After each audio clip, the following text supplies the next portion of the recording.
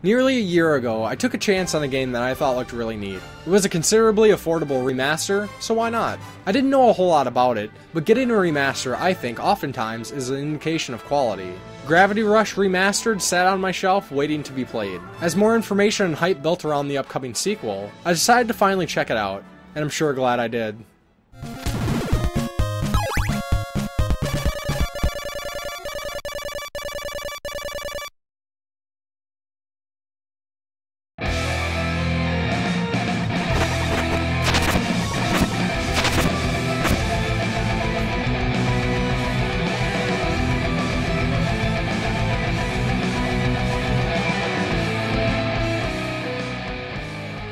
Church here, and welcome to the Game Grinder. Today we'll be reviewing Gravity Rush Remastered.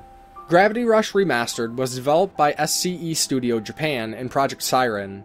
One thing particularly interesting about this is Project Siren is led by Koichiro Toyama, who is the writer and director of the legendary Silent Hill, as well as the Siren series.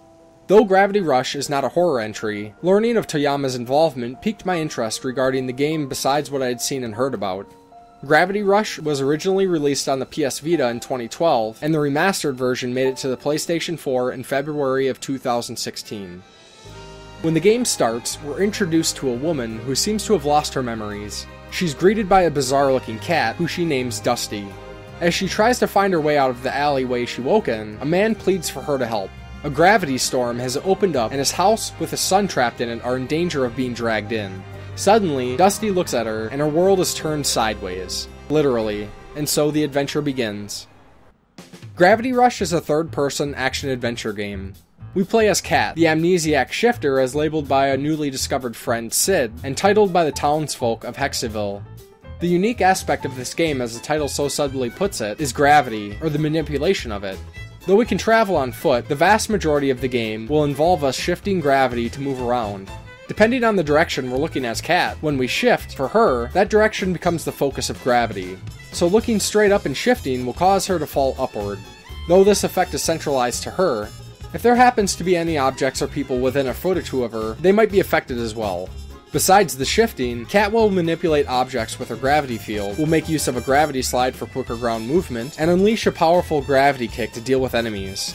The game also includes the option to make use of the Dualshock 4's motion controls.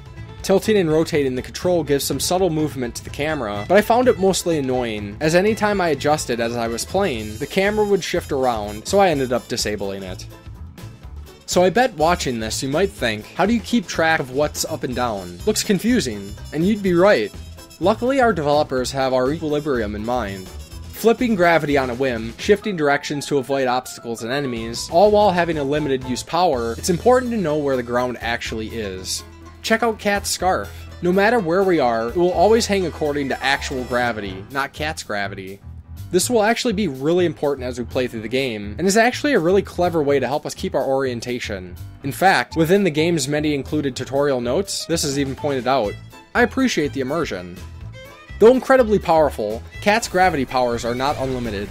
We'll be provided with the usual staples of power-based action-adventure games, and have a health bar, gravity meter, and eventually an indicator for when she may unleash even stronger gravity attacks. It's a pretty solid system, and while progressing through the game, we can easily collect precious gems, which we may spend them to upgrade our abilities allowing for stronger attacks, as well as increasing health and the gravity gauge. Besides the fancy gravity stuff, Kat has the basic movements, and will use a kick for basic attacks. As she searches for clues for her whereabouts, who she is, and what these powers are, from the get-go we encounter the main antagonistic threat to this world, the Nevi. These are strange animal-like creatures that come from the gravity storms and attack the people. Throughout the entire game, we'll be dealing with these monsters at every turn, as their invading seems to be becoming increasingly more common. From the smallest Nevi to gigantic beasts, we'll make use of all of her abilities to stave off the threat and help whomever we can. Another apparent threat seems to be another shifter who we'll encounter early on. From talking to townsfolk, we'll learn Raven, who coincidentally is accompanied by a raven just like our cat Dusty, is mysteriously working behind the scenes on something. She believes Kat to be interfering with her plans, and will attack her when there are run-ins. Along with this, there seems to be other threats to Hexyville and its surrounding floating towns. And you heard right, there's more connecting floating neighbors. This world is a fascinating one. There's not a lot of answers about the gravity events surrounding everything. From the titanic pillar at the center of the world climbing higher than we can see and disappearing into the gravity well at the bottom of the world. Cities are connected via train systems for everyday civilians, but after we progress to each area, we can freely use our gravity powers to fall back and forth with ease. Navigation is made pretty easy with these powers, but also the handy-dandy in-game map. Not only an aesthetically pleasing to look at map, it's surely a useful one. As we progress through the game, between main story events, and even during the free roam times between those events, the map contains all the information we need to get to all key locations. Setting markers is pretty spiffy, since we can explore the heights and undersections of each town as we make our way to the next area of interest. Besides main events, there's a lot of side-off activities, from lore and world-building optional conversations with the people of the towns we visit, to the side missions and challenge events. These will take up a good amount of time between the narrative moments during gameplay. Side missions are exactly as they sound, optional missions we can participate in, and not only to participate in some pretty unique activities, but also to unlock alternate outfits for Cat. Each side mission is basically a job, so the proper attire is needed. These range from a temporary job of a maid, to training as a local hooligan, to enlisting with the local military. Of course this adds more life and story to the towns we travel through, and are often pretty fun. The challenge events are exactly as they sound. These are pretty abundant and will be an easy way to quickly accumulate some precious gems, but they themselves aren't easy. Each will have 3 possible rankings to achieve, with a cumulative reward. These will put Cat's gravity powers, and our ability to make use of them to the test to earn these rewards. Also, as we unlock each new challenge, Cat actually helps improve the conditions of the town she's in. We'll spend a few gems to typically re-enable some device that makes life better for everyone. Helping out the civilians as well as completing the main story missions will increase Cat's rating with the people, changing her title as she's more appreciated along the way. I don't know what this actually affects, but I thought it was a fun addition to keep me determined to keep doing what I could to help the locals. Besides some engaging and unique gameplay, Gravity Rush does some pretty interesting things with its story as well. Much of the main story is presented in a comic book fashion. Each frame pops into view, and will slide to the next at our leisure, making for a very enjoyable way to handle the conversations between Cat and the people she interacts with. With that, the game is also presented in an episodic manner, with chapter titles and all. These story scenes wouldn't be as good as they are without the wonderful art style of Yoshiaki Yamaguchi. His character designs really appealed to me, and the variation of character expressions used to help express some extra emotion, usually humor, into an already lighthearted experience. Cat in particular has some pretty great attention to her expressions and her character-driven aspects. This leads into the other aspect of the game that I enjoyed so immensely. The creators of Gravity Rush did an absolutely fantastic job of finding that perfect balance of seriousness and urgency, lighthearted humor, and a sense of mystery and wonder. Although no previous memories or intentions exist, Cat makes it quickly apparent she has a big heart and a knack for being selfless. Though not always what she wants to do, even dragging her feet at times, she does what she believes is right, even if going against what others might try to tell her to do. Cat is a seriously fun character to play as.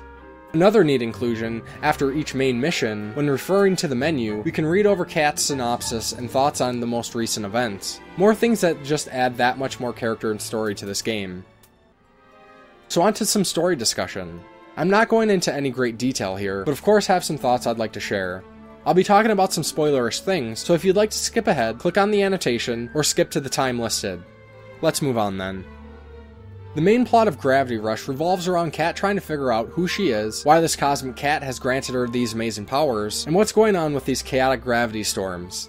Besides helping the residents of the various towns, Cat will eventually meet the creators, powerful people who seem to have a greater impact on the world than Cat is willing to believe.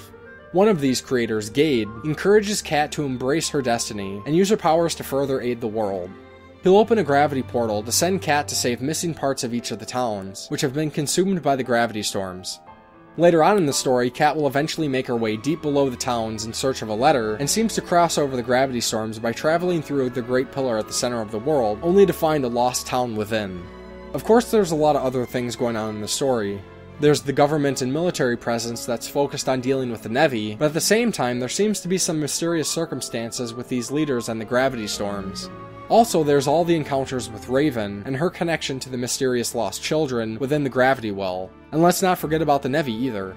Overall, the story is really enjoyable. The characters are interesting and there's some growth as we progress through the game. One thing about the story, though, that I think could turn some people off, those who might need their stories wrapped up in neat little packages by the end, is how many of the biggest questions we have here will not be answered. Much of what's going on, the gravity wells, Cat's amnesia, the pillar, and what happens with the lost children and the Ark are not wrapped up at all. When the game ended, I was seriously in shock, not for a cliffhanger, but how it left off. Where were all my answers? What's going on? In many ways it felt like they stopped right in the middle. Now what's interesting about this is though I do like neat little packages, the story is steeped in mystery, and sometimes all the answers are not known. It's kind of interesting how this was done. So in regards to Cat, when she wakes up with no memories, is there a resolution to that issue? What happens when memories don't return? You move on with your life, and that's exactly what she did. What about the gravity storms, the Nevi and the pillar? At this point anyways, there are no answers, or at least the path to those answers hasn't been made clear. Perhaps these will be expanded on in the sequel. With that said, there could have been some more done with the game's ending itself, giving more of a closure to this story as a standalone deal. I don't know if this was written with a clear intention of a sequel, but it's a pretty damn risky thing to do. With the game being so obviously influenced by a comic book style of presentation, I'm kind of used to these sorts of ends to stories. Though there are many story arcs going on here, after one of the larger stories is resolved, though abruptly, I guess it was an okay place to stop. I will say one thing, when it did end, I only wanted more, so maybe that was their intention. Still, it was jarring, and most of the questions raised here are not answered at this time. I've already talked about much of the game's art direction and presentation, but there's a few other things I wanted to hit on before closing out this review. So, overall design. I'm sure that you've noticed by now, but the characters use cel shading, which is an art style that I really enjoy. I think it holds up pretty well over time, and works very well with this game.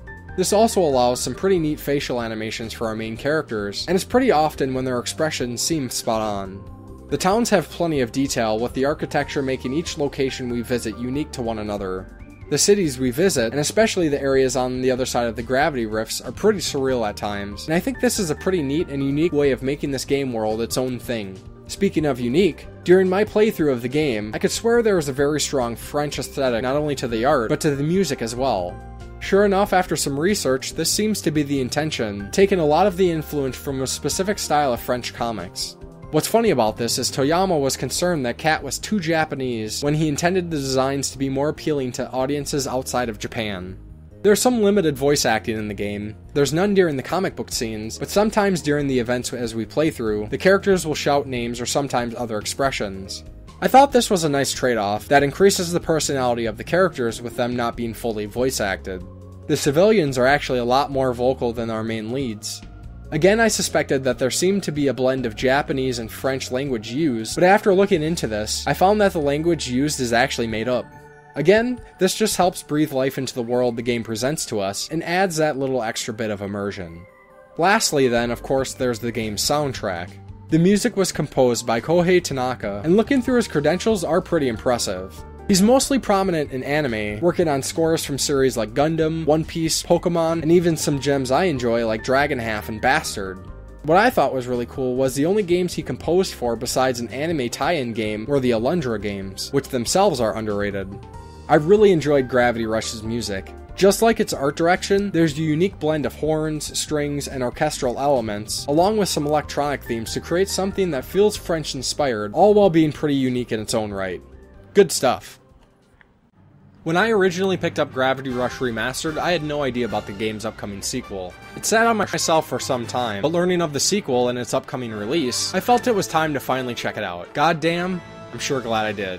Gravity Rush isn't one of the best games ever made. It has some shortcomings, but it was an absolutely fun and legitimately enjoyable experience. Cat is an incredibly easy character to like. The gameplay is a blast once getting the gravity shifting down. The story is whimsical and mysterious, besides leaving some answers to be desired. But this is a game I would definitely recommend. I really hate to use the term hidden gem, so we'll just go with sorely underappreciated. I'm so excited to fall back into this world and see what happens next.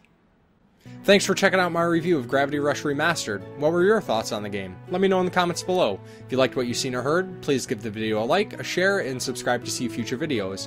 I'm on Twitter and Facebook as well, and I post a lot of other great game-related content there, and of course links are in the description. Until next time on the Game Grinder.